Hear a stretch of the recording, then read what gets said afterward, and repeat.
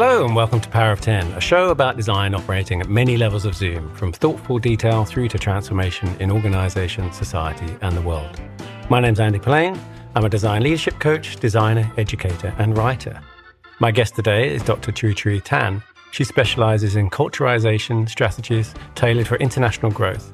She leverages cultural insights to craft winning global business strategies and has partnered with industry giants, Fortune 500 companies and household names, guiding them to navigate international markets successfully. Chui Chui's expertise lies in simplifying complex cultural landscapes into actionable strategies that drive success for businesses worldwide. She is also the author of a new book where she's gathered a lot of her knowledge together. It's called Research for Global Growth, Strategies and Guidance for Cross-Cultural Insights. Chui Chui, welcome to Power of 10. Thank you, Andy. Thanks for having me.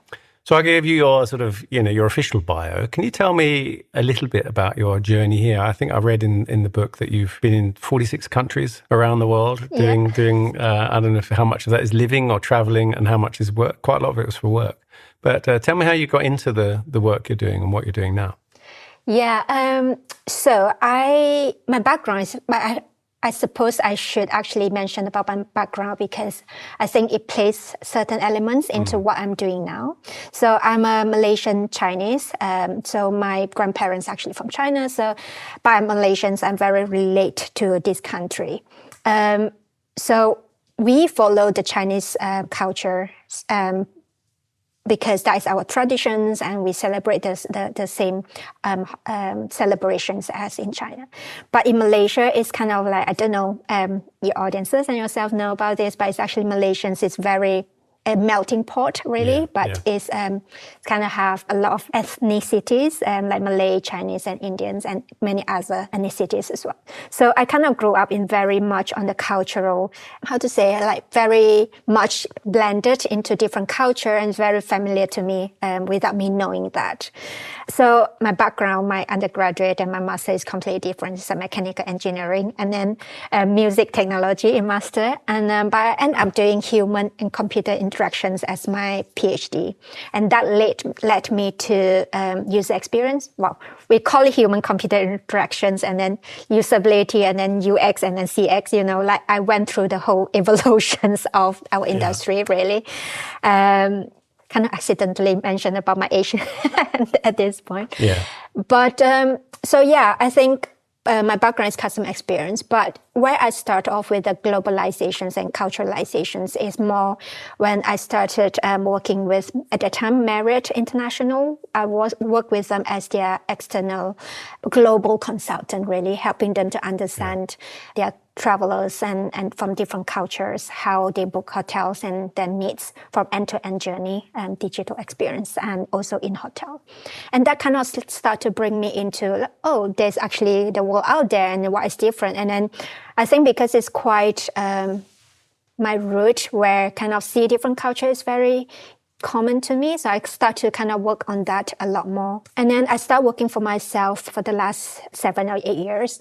And I focus very much on culturalization. I call it culturalizations, mainly to help businesses to understand or simplify complex cultural landscape and into actionable strategies that actually can drive them successful globally.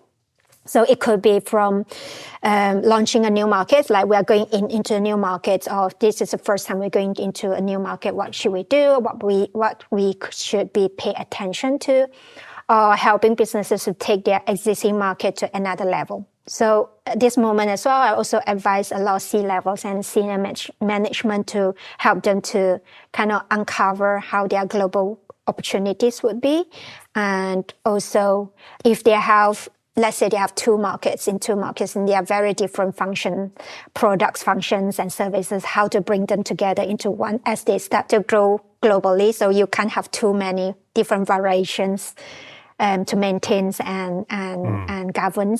So how to bring that together so that you can cater for similarities as well as differences easily, most cost efficient and productive as well.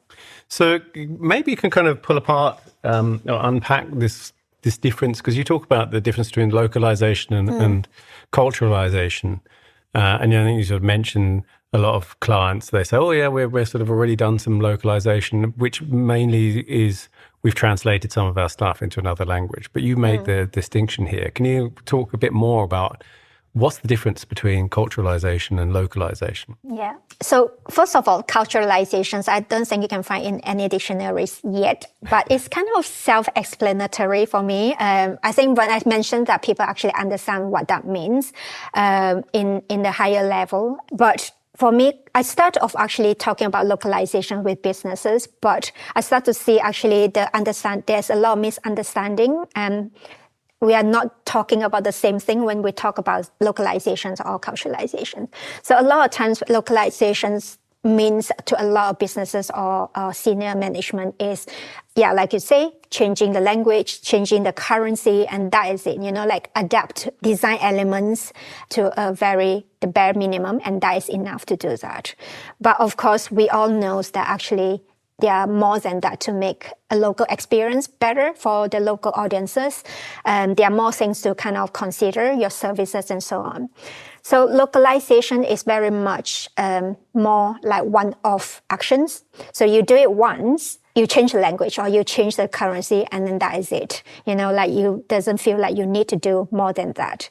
Whereas actually culturalizations for me is more long terms, like you have to be continuously improving, because you can't be possibly know all the insights about local culture and local market, and then you do all the changes at once, and then that is it. Your knowledge about them is going to build up progressively throughout the time. And also their behaviors and things might change. Their context in the countries might change because they have a better politicians and things change. Economy become better. Yeah. They are exposed to more different technologies and so on. So the local people's behavior and mindset and things like that will start changing as well. So culturalization is about that, about kind of understanding the full picture and the holistic view, I call it. And then you keep continuing improving. And it touches on not just language, not just product, not just design or marketing, but it's actually touch on every single element of your business. And everyone have to work together so that it's actually more aligned. So that's why I tend to use the word culturalizations. Yeah. Can you give me an example? I mean, it's probably easiest, I think, to sort of hear from examples. I'm interested of, what happens if they don't do this? What happens when they get it wrong? And I don't know if you've got any examples of that. You probably might not want to name names.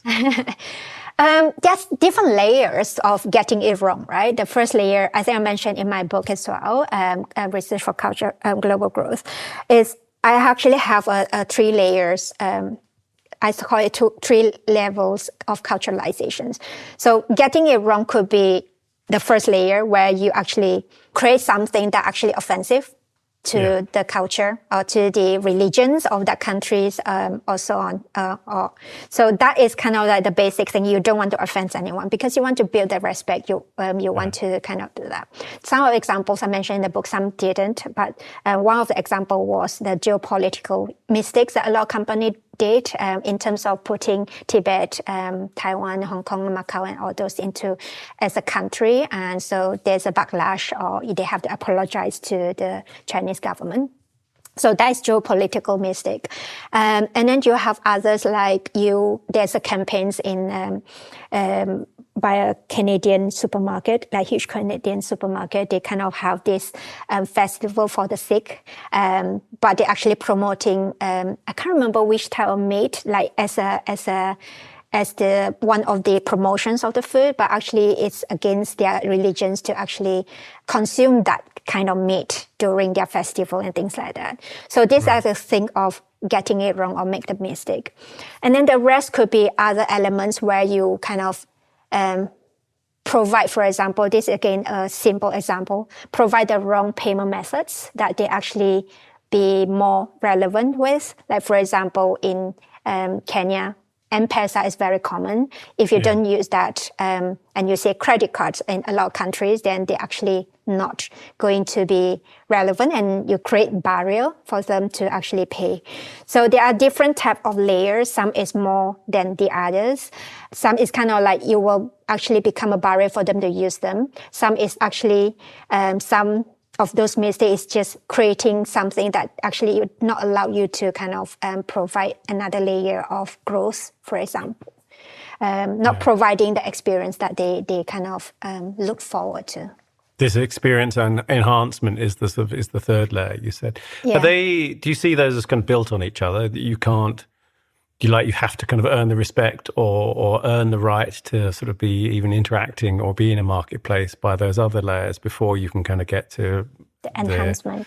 The enhancement layer, yeah. So the book, I have 3 layers. So one layer is about the respect, and the second layer is about the basic customer experience, where you kind of provide the right address format or name formatting, first name, last name first, and all those things. And then the last one was the biggest one, but actually the most important one, the enhancement.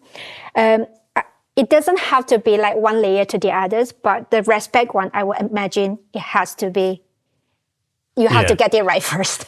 Otherwise, like you move into a new neighborhood and you didn't have that respect, it's hard for you to do anything else to kind of gain that trust and so on. Yeah. But the rest, it's actually, it could be done concurrently or actually progressively as well. Yeah. It's very subtle, a lot of this too. I mean, we're talking an example here, I think probably in our heads, well, in my head, there's an example of, say, a kind of a Western or American company moving into somewhere like China. But I know in Australia, for example, where there's, so I'm British, but I lived in Australia I'm also Australian now. I lived in Australia for a long time. And it probably took me about 2 years, I think, of being there before I really clicked of like, oh, actually, this is a different culture. Because, they're speaking English, they've got the Queen's head on their money. At the same time, there's a lot of kind of American influences there as well. And it sort of feels like, oh, I know this. And I watched lots and lots of companies to come into Australia, do that classic thing of, oh, we're going to show them these Aussies how to do this, from Europe or America, and then sort of leave 2 years later scratching their heads. And one was Starbucks. So Australia has a very, very strong, thriving coffee culture there. I mean, very kind of, baristas kind of carefully measuring everything, and that, people are very particular about the coffee, and it's very good. And Starbucks came and set up in the middle of kind of the, CBD, big sort of glass thing, and just kind of failed. They moved, I can't remember how long it lasted, but it just couldn't kind of get the idea that, that's not what coffee meant to Australians. And it was always interesting for me. The moment it happened for me, where I had that kind of switch, was someone saying to me, oh, we were standing around a barbecue. I remember this. They said, I'm really looking forward to Christmas and the summer holidays.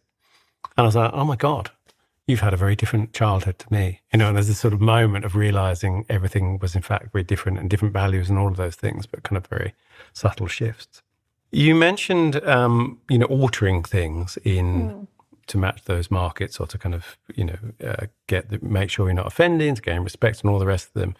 And actually, one of the examples you gave was around Pixar. And I found that, because there's a lot of work, obviously, to do that. Do you want to talk about the Pixar example? Because I think it's a really nice example of exactly what you're talking about. Yeah, I think it's a nice example and quite easily related to, right? Pixar is very much, they actually have I think I watched a documentary about them. I saw they have a localizations team as well to look into all these elements. So the examples I was giving in my book and some of my talks is Inside Out. I think they have Inside Out 2 now, but the Inside Out 1 that we're talking about, so Riley, the little girl. So there are scenes that you can see that her dad is trying to feed her broccoli. And this is, most of us actually see this scene. So a lot of them actually, Riley was being fed by the dad broccoli, and she has this disgust feeling like, ew, I don't want to eat that. But actually, in Japan, they actually see a very, very different view because they found out that broccoli actually liked by the kids in Japan for some reason. They loved it. So that doesn't really match to that kind of perceptions of kids doesn't like broccoli. So they did some research into it, and they realized that actually kids in Japan didn't like green pepper. So they changed that scenes, and there are quite. I think there are 26 shoots that they actually changed just for that scene to change that. And then not just that, they have. I think there's another scene quite commonly known is the dad Riley's that actually was watching ice hockey in one of the daydreams, but actually in a lot of other markets we see soccer or football, whichever we call. So Pixar is very, very good in kind of finding out different things. Sometimes it's just about, like experience relevancy, but sometimes it's more about the language to make it easier, like conversion. Sometimes it's about the respect again. Some words you actually shouldn't be mentioned in that country because of the religion's reason. So they remove that. Or the sign you can see at the background that we might not even pay attention to, they will change that as well. To a sign or symbol that actually relate to them. Yeah, Pixar is very good examples of, even small things actually create emotions, attachment to the products or the thing that you created. That is very important as well. Yeah. So, in something like a film like that, obviously it creates a lot more work for them because they have to kind of re-render the shots and things. But on the other hand, it's a kind of one thing. Once they finished it, it sort of goes out there in the world and it has different formats, but it doesn't really change. For other companies where they're involved in providing services and there's many, many more kind of touch points, it's more complex. You talked before about sort of finding this. Is there a kind of sweet spot between how much you can do before it becomes unmanageable, and by what criteria do you decide? Okay, that's just enough, or is it just a kind of budget thing, or is there somewhere where it's because I can imagine. So I guess where I'm going with this is I can imagine if you make it too complex, you can run the risk of missing something, right? The more complex it becomes, the more chance of making mistakes in some respects. So is there a kind of bell curve there, and there's a sweet spot in the middle? Very good questions, and so it always have to start from somewhere, right? Like I think. I was talking to a CPO of a company, and then she said, like, this is very overwhelming. Like, where do I even start, right? CPO and so on. So I kind of like step back and say, okay, to me, it's quite systematic and know how to do it, when to stop and so on. But I can imagine that it's actually when hearing all the things I say, you should consider this and that, it could sounds like, oh, yeah, it's quite scary. And so I think one thing that one misperception I want to clear out for now to start with is a lot of people have these misperceptions that they only need to think about culturalization when they are ready to go to a new market. So they say, okay, don't talk to me first. Like let me sort out my UK market first, for example, and then I will get in touch again once I'm ready for the new market. It's actually quite risky to do that because ultimately your service, it has to grow somewhere, because if you're only one market, you're actually going to be quite restricted in terms of your growth. And like it or not, even you are not in other markets, you have users from other markets using your products in this country, or you not even like organically grow up into other markets. So it's very important for CEO and to start with, or any startup to have this mindset of global mindset, so that you can set up your product and business proposition from the very beginning that is easily adaptable in the future for other markets, so that you don't have to rebuild everything. So you don't have to rethink your value propositions because it's so hard to convert into other culture or other value. So it's very important to have that. And if you have that mindset to kind of help you on your very early strategy, and also throughout the process that you make decisions with your team, it's good to have all this mindset, global mindset to start with. So once you're ready to go, it's actually easy. You don't have to kind of go back again. Yeah. So you get sort of culturalization debt otherwise, where you kind of haven't prepared the ground. Yeah. So there's one example, one project, a startup, actually, they did it in the right way, where I work with their health-related startup. And they know that because the investors are from other countries, they say, you start off in the UK, but eventually we want you to go to other places. So because it's medical related, we did some research in the UK, but all the output is very, very NHS focused, right? NHS way of like doing this, like pregnancy, you have, I think, 16 weeks before you start going checking, and you call it you have a very different way of managing the whole pregnancy, for example. But once you move to other country, it's very different. So if they set their value propositions and also their content in a certain way, then it's actually really hard in the future to do that. So you need to think about it from the very beginning. So you build a system in the right way rather than really hard to kind of convert in the future. So that is a very starting point. I was just wondering, out of all the things, because you talk in quite a lot of detail about how to set up the research and how to work with local people. You have that sort of global thing going on, which is sort of the space you operate in, of that sort of global local and the sort of partnerships. There's a lot in there. It's very, very useful, very, very tactical for people. I can't wait to share it with my students. I have a lot of international students, actually, mostly international students. And some are kind of really interested, and they often want to do something around their own communities, around their kind of own ethnic or country communities. And I think this would be really, really useful, obviously incredibly useful for companies. There's been this whole conversation in design recently about, the death of UX research and everything is, research is being, in the product world, research just sort of being pushed under product and all the rest of it. But there's clearly a case for two things here. One is, I think you really lay out the case for why actually having specialists who know what they're doing is really important, and not just, anyone can do research. Everyone should kind of do a little bit, I think, but not everyone can do research at the level of kind of cultural nuance there. Can you talk a little bit about the difference between someone like you doing this and, a product owner or someone saying, well, I can do some of that, or, we'll get just a couple of people? Yeah, I think it's two layers, right? Like the thing you mentioned earlier, like we see so many out there, like people saying researcher should be the one doing research because other people can do it, but it's not to that extent. So that is the standard research we are talking about. But when you add to the cultural elements, there's another layer, which is even more complicated. Even the normal researcher might actually struggle with it. Yeah, the researcher that actually doing the normal research might not even consider, because it's a second layer of complexity that you have. So yes, it comes with experience, but also the mindset as well, in terms of how you see things slightly differently and know what to look into.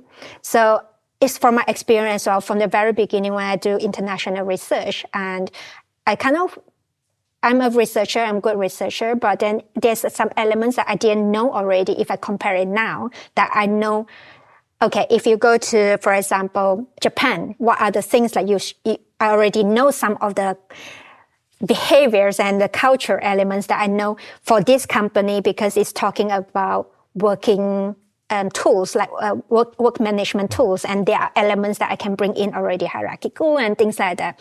But when I work with, for example, Spotify in the same market, then I know actually it's a different one from Asana when I work on work management tool, that the things that the cultural insights and nuances that is important for Asana might not be for Spotify anymore, and vice versa, and so on. So it's kind of, and then knowing those kind of cultural nuances that might impact the people's behavior for this company before you go into research is very useful, because then you actually have a bit idea where you want to dig deeper into it, what kind of questions you might want to kind of put it into the discussion guide and probe more into as well, because it's relevant to that market. Knowing that the mobile data is very expensive on that market, how is that going to influence, things like that. So very beginning when I do my internet research, I didn't know that. I just like going in and trying to hear any differences and nuances that I can pick up, so that we can say, okay, this is very different. So that comes with experience in terms of picking out what to do. But then like this book is, there's big part of it is very tactical, like you say, it's practical in the thing. So even I wanted to write another book more strategic, but I kind of like, maybe I find a balance between the two. But these tactical bits, like I got put in the book, like from the project management side, like to choose who you should kind of pick to work with, to start with. And also when you kind of plan for your timeline and timing, you have time differences, not just that, but you have different culture, festivals, you have things that they are care about. Ramadan that is happening, then you need to know what to do and what not to do, and organize your research differently. And then to the point of how you brief your moderators, your teams, and then how you brief interpreters and translators, because they're important. So there are a lot of small elements within all this. It's very important. Yeah. There's a thing that strikes me with this, and it's sort of unsurprising in many respects, that, there's a lot of relationship to accessibility. It's very different for someone who's a sighted person to design something for someone visually impaired and kind of read all the literature and sort of try and do that, versus having someone who's visually impaired actually be on that team and kind of tell them about the sort of reality of it. Because there's a similar kind of, I think, cultural relationship. There's a thing that struck me, though, in that example where, an OXO, I don't know if you know the people who make kind of kitchen utensils, sort of famously, there's that idea of if you make it good for those people, you actually make it good for everyone else. Can you think of any examples where there's been like an adjustment or an insight that because often we're sort of talking about a company, and like I said, it's often a US or sort of European company moving into another culture, where there has been an insight in that culturalization moment where they've gone, actually, you know what, that should flow the other way, that what the changes we've made here for this particular culture or this market would actually be really beneficial if we kind of pushed it back to the original market and it goes the other way. So that is kind of like the thing about identify not just differences, but similarities, right? Because that is quite similar. Yeah. Like you go to other markets, you say, oh, that is very different. And then can that apply to any other markets as well? So that is actually grow that.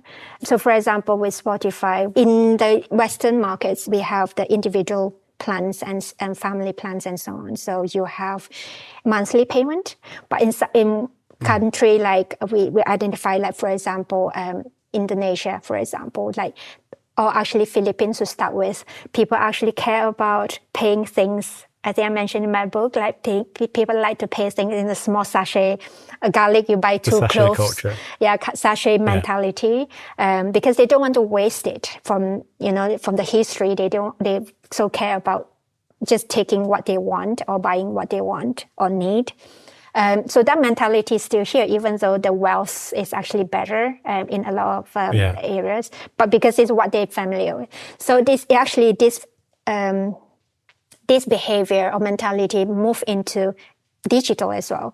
When they think about paying music, but I'm not going to listen to music in 2 days in this week or 3 days next week because I'm busy. So, but I'm paying for the whole month and I'm wasting and I'm not taking the best value out of that.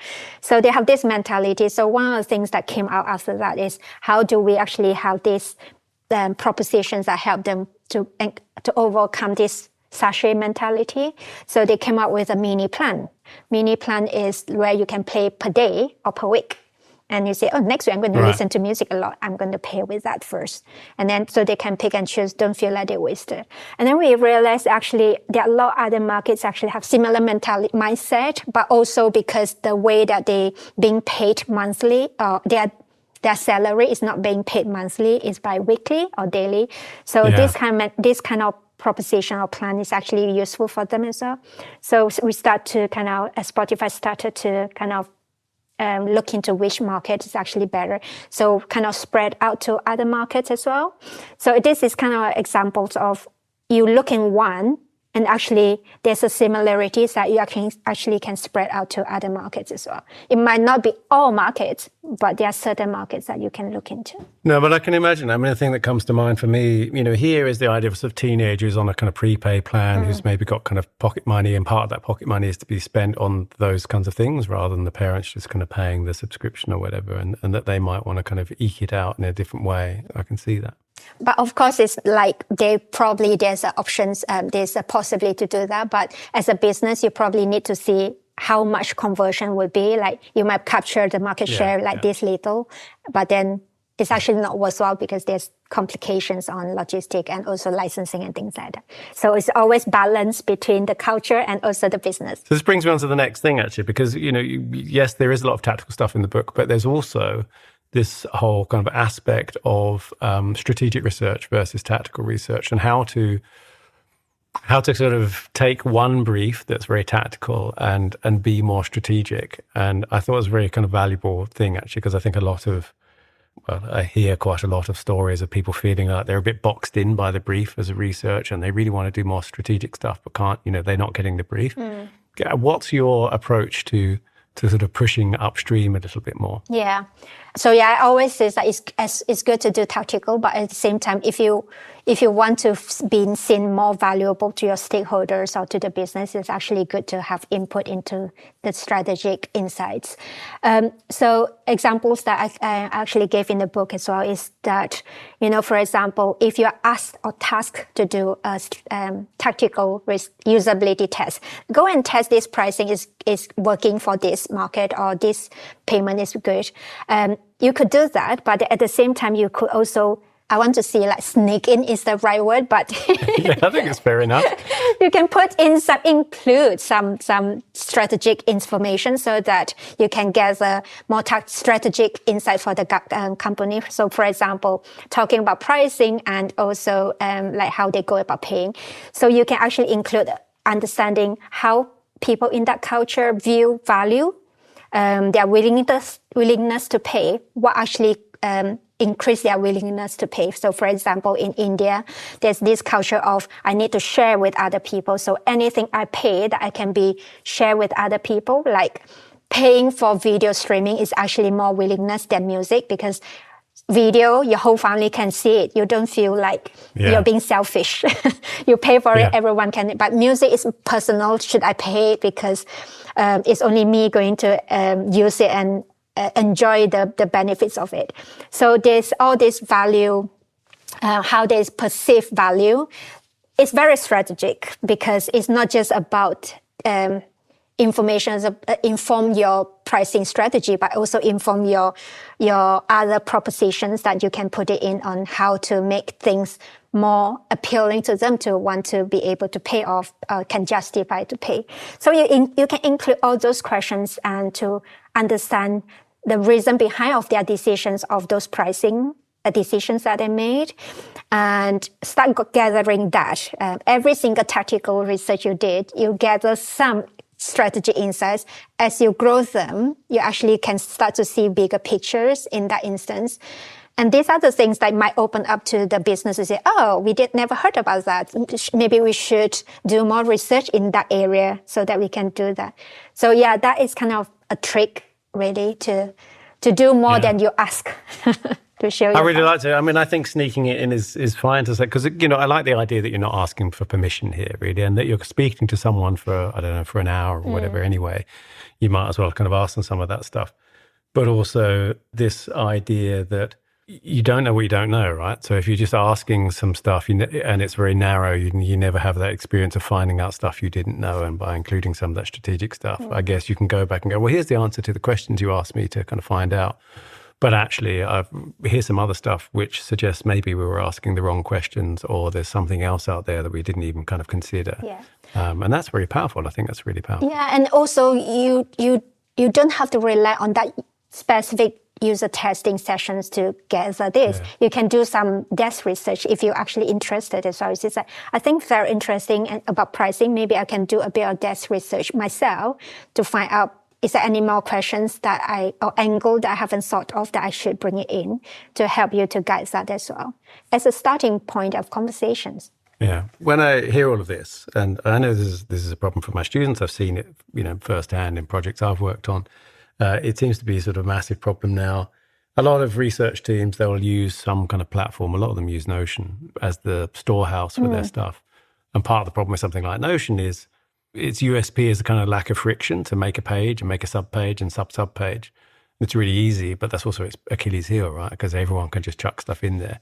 How much time do you spend on, I don't know if this is really research ops, but, how much time do you spend on the kind of curation and making sure that the data is curated, and whether it's kind of tagged or placed or kind of stored in a way that people can access it and then it makes sense and so forth? Because a thing I hear quite often is teams do a whole bunch of research and then it sort of gets forgotten about and the company just carries on doing whatever they're doing anyway. And then you get caught in that catch-22 because, well, there's not really much value in the research. And it's partly because they didn't bother to kind of connect that up. They're faced with a load of data, but they don't really know how to do the both the synthesis and analysis and synthesis part, as well as the communication part of it for it to be useful at the other end. They sort of get a bit disconnected. Yeah. I think there are two parts in your question, isn't it? One is presenting it, and then because when you're creating an output, you can straight away create something that is actually usable right away and then easily to be stored. And then the second part is like, where or how do you store it? So the first part is very important. Like in my book, I didn't talk about like how to present in the nice way and like graphics and things like that, because that is quite standard, like storytelling. But the other part that is really important when it comes into reporting culturalization related information is to be able to kind of link the output that you get from your participants, make it relatable to your stakeholders, so they are more able to kind of receive it. So the example is like, for example, you spend 10 hours, 20 hours in doing research and looking into all data and everything, and then the stakeholders is only have an hour for them to understand and receive it and to kind of feel what you feel about the locals and everything. So you have to empathize them to know where they're coming from and the decisions they need to make and so on. So you use metaphor, for example, that there are a few tricks that I use. You use metaphor that they can relate to. You use things that they're familiar with. Like in this market, you do this, but in the other market, they're actually doing this because, like kind of relate them. And then you can, depending on the stakeholders and how much they want the detail is, because every single individual's actually one different thing. I work with a chief growth officer who want every single stories of each participant as well as the high level stories. So they want the details and big, but then some of them just want to know the main story. Just tell main story and what to do. So you need to pick and choose which one, and similarities and differences as well. So you could have a big report, you can have summary, you can have highlights and things like that you want to be able to store it easily. The second bit of our storing is very depending on the company I work with. They might have their own way of doing it, so I probably wouldn't be as much influence in terms of how they do that. But if I get to kind of get into the smaller company, like talking about how they should do that, a lot of times I kind of make sure that they have a easier way to kind of put in similarities and differences. And also as the new markets that they do more research in, there's an easier way for them to add it in so that you make the insights become a clearer puzzles, if you like. Yeah. So think about it like you have insights from research A, you put it in a few puzzles, and then you have research B, you have more. So you kind of add the whole picture bigger and bigger. So find a way to do that as well. Yeah. You talk about a whole range of methods actually in the book, and there's some qualitative and quantitative. There is that big picture sometimes, like what's the top 5 or what's the one number or that kind of stuff can be often the case. My experience has been, the thing I always say is that I think that stories are what convince people, right? And can they stick with people? And you talked about metaphors, and I love metaphors. And those are things that people carry with them, and they're really compelling. But the numbers or the sort of facts and figures give people permission to believe in the story. But if you just have the numbers on their own, you're kind of missing a whole lot. And if you just have the story on their own, you're also missing. Has that been your experience, or is your experience different? Yeah, it's very much so. I think if you do qualitative research, then story is very good because you have all the photos and things like that to accompany it, so people can see, this is their environment, rather than like you say about Christmas. Like if you take a photo of Christmas, it's like snow and everything, and then you say Christmas in Australia is like barbecue and things like that. So you can actually see it and feel it. So qualitative story is very important. Sometimes people some clients or some researcher tends to want to say 2 out of 6 participants say that, or 4 out of 5. Yeah. That sometimes is not strong enough. Sometimes it's good indication, but it's not strong enough to say the figure. So unless you have statistics that you can pull in from internal statistic or data that you work with companies, data scientists to say, can we pull information about this and that? And then say, actually, this is aligned with our data internally, as well as your stories, then that will be very powerful. Or sometimes you say, actually, it's not aligned, but why? Then the why is really interesting. And you say, maybe because when they're doing that, we're collecting data, we collect in a different way, there's other way, or the other way around. So that kind of data is really, really useful. if you only do quantitative, then you have a lot of data, you have a lot of numbering and so on. But then again, you lack of the story. It's very hard to create a story with just quantitative. Yeah. So a lot of times, actually, when we see quantitative is useful, is when it pair up with qualitative. The order could be different from where you are at that stage and how much you know, and also the scope of the research. Sometimes you do quant first and then you do qual. Sometimes it's the other way around, makes more sense. Yeah, relying on quant data on its own seems like a great way to completely miss cultural context because you're not getting that human part. You can't explain why. Yeah. Apart from hiring you, of course, and buying your book, what are the kind of first steps if you're, I don't know, if you're a UX researcher or if you're kind of in the C-suite of a company, what would be the sort of the first small step they could do in this direction? I always say, like, when I go into a new company, like, where do we even start things? Which I want to come back about the CPO that mentioned overwhelming very quickly later on. But if you are kind of very beginning of that, you can say, okay, we have limited budget, like we can't just go out and do big research and so on. Yeah. Actually, relevant to this CPO conversations is like you can actually start small, right? First of all, it's actually very important, if you haven't done so in your organization, is to sit down and bring in all the knowledge you have about a market first. Saying, okay, we have a bit of data. Let's say you're already in that market, but it's not doing very well and so on. And go through all the data, informations you might be able to collect. Is there any other way you can think about how you analyze data? Because sometimes data is that. You can find a different way to analyze them so that it's actually become more useful for you.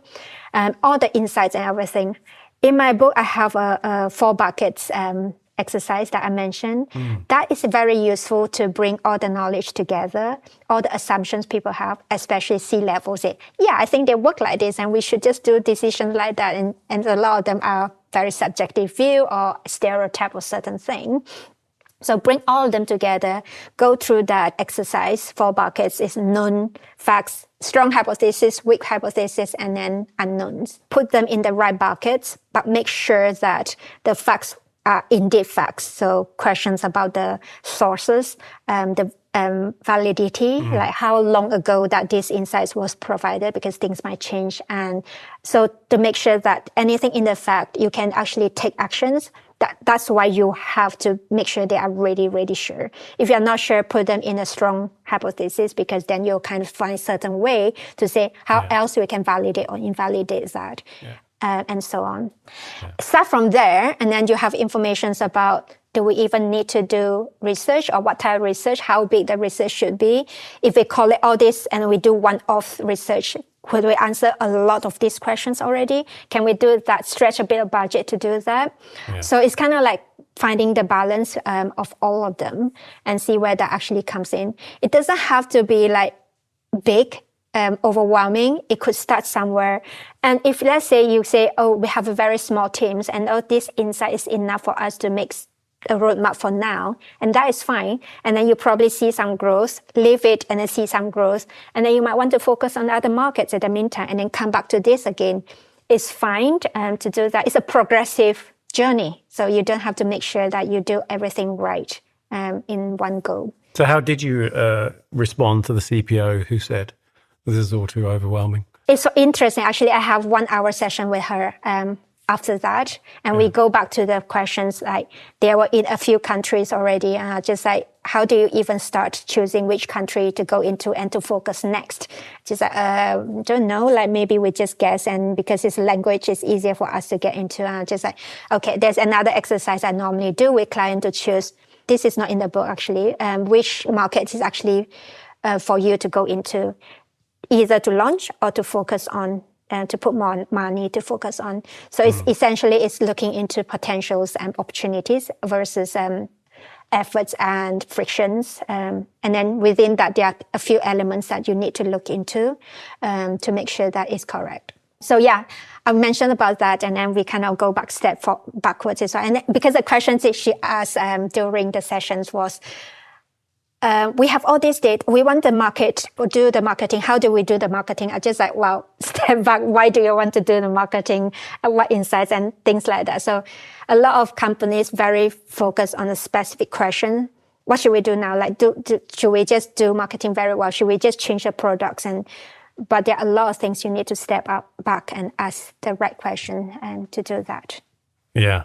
Yeah, you can kind of see the pressure for kind of speed and let's just do a thing. What's the simple thing we need to do? And then we'll just market it and that's it. Yeah. Hey, look, I could talk to you for ages about this because I find it really fascinating. And, people and culture is always very fascinating too. But we are coming up for time. The show is called Power of 10 because it's based on this Eames film called Powers of 10. It's about the relative size of things in the universe. And people can Google it and find it. It's really fascinating. But it's really about this idea of operating at different Zoom levels. And I think one of the things you've been talking about is, there are cultural things and they are sort of evidenced in very detailed ways. And I think it's always interesting in a mostly globalized world where you go somewhere else, especially in Europe. I go to another European country and it's kind of like the same as every other European country, except for small things like, the post boxes or the shape of milk bottles and those kinds of things, and cultural norms, of course. So the very final question is, what one small thing is either overlooked or could be redesigned that would have an outsized effect on the world? I think for me, it's this notion. I have this thinking, but I haven't actually expanded myself to see what does that actually mean? Because that might be a second book that I want to write about cultural elements, not just on business, but also politics and, culture in a sense. But I think it's the notions of we are all human, right? We are on the same species. And it feels like we are very, very, very different, which is true. We are different in certain ways. One country share the same things for the other, but not the other thing, or the other culture element. So there are differences for sure. But we are all the same human species. The reason we are different is because 100,000 years ago, like we ancestors evolved very differently in different environment, so that changed our gene, their skin color, everything that we have, and the language. And then I don't know when the whole border thing start off, and people start to become, oh, you are there, I'm here, and like the human evolutions, I guess, and it's all start from the same thing, but it just evolves slightly differently. Just like a family member, you go to a different culture to grow up a different way, then your cousin might be slightly different from you, but you're all the same family. You see what I mean? So I'm kind of like, especially in this world that so many discriminations or, the culture people, I'm just thinking about actually we're different, but we're actually also the same. The reason we're different is because evolutions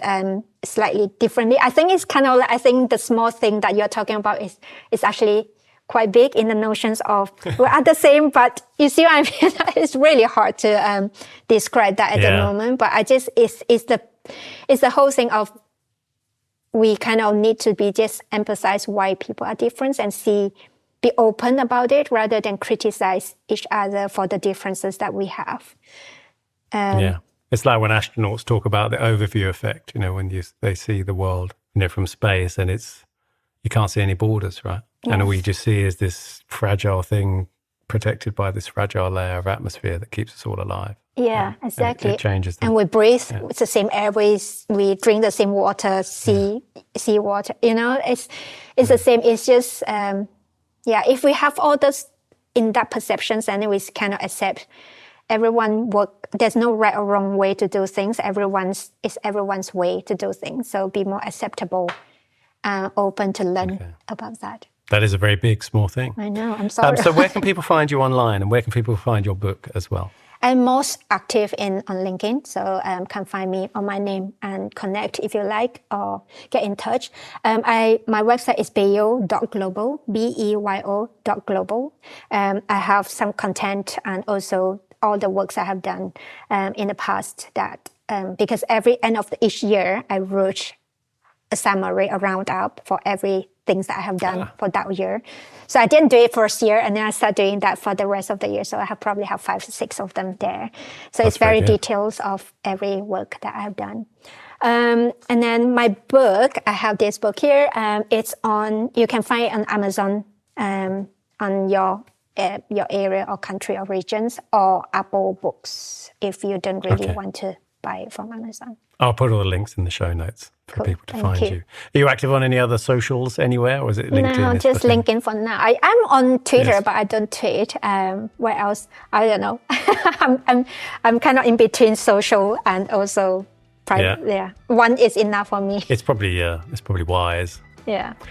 Thank you so much for being my guest on Power of 10. No, thank you so much for having me. You've been watching and listening to Power of 10. You can find more about the show on Polaine.com, where you can also check out my leadership coaching practice, online courses, as well as sign up for my irregular newsletter, Doctor's Note. And I'll put all the links in the notes too.